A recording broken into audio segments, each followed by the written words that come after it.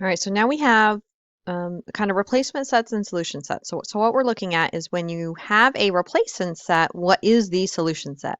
So your replacement set is the set of possible solutions, and your solution set is the set of solutions. Like it's just the numbers that make it true.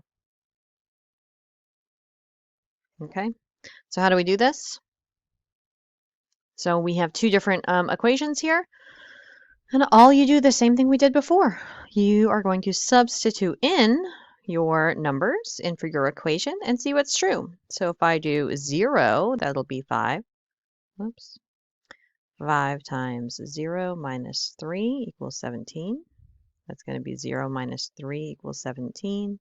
Negative 3 equals 17. That is incorrect. Okay, next. 5 times 1 minus 3 equals 17. 5 times 1 is 5, minus 3 equals 17. 5 minus 3 is 2. That's not right. So I'm going to keep going and do 2. 5 times 2 minus 3 equals 17. 5 times 2 is 10. 10 minus 3 is 7. That's not right either. And some of these you might be able to do in your head, but it's always going to be a better option to write it down. 5 times 3 minus 3 equals 17. 5 times 3 is 15. Minus 3 equals 17. 15 minus 3, that's 12. Well, that doesn't work either. Last one, let's hope this one works. 5 times 4 is 20. 20 minus 3 is indeed 17. Look at that. That one works. You'll notice I continued even though it was my only choice, just to make sure that it worked. I didn't make a mistake somewhere else.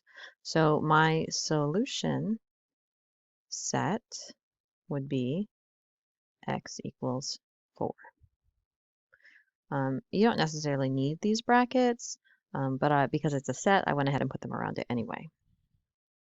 If I look at my next one, I'm going to do the exact same thing. I'm just going to plug in all my different values in for x. So if I start with 2, 3 times 2 plus 3, does that equal 4 times 2 minus 2? 3 times 2 is 6 plus 3, that's 9. 4 times 2 is 8 minus 2, that's 6. Those are not the same. 2 doesn't work. Next, I'll try 3. 3 times 3 plus 3 equals 4 times 3 minus 2. 3 times 3 is 9 plus 3, that's 12. 4 times 3, that's 12, minus 2, that's 10. Those are not equal. 3 times 4 plus 3 equals 4 times 4 minus 2. 3 times 4 is 12 plus 3, that's 15. 4 times 4 is 16 minus 2. We're getting close. It's 14. That's not equal.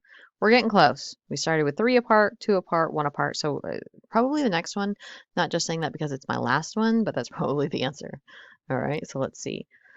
3 times 5 plus 3 equals 4 times 5 minus 2. 3 times 5 is 15 plus 3, that's 18.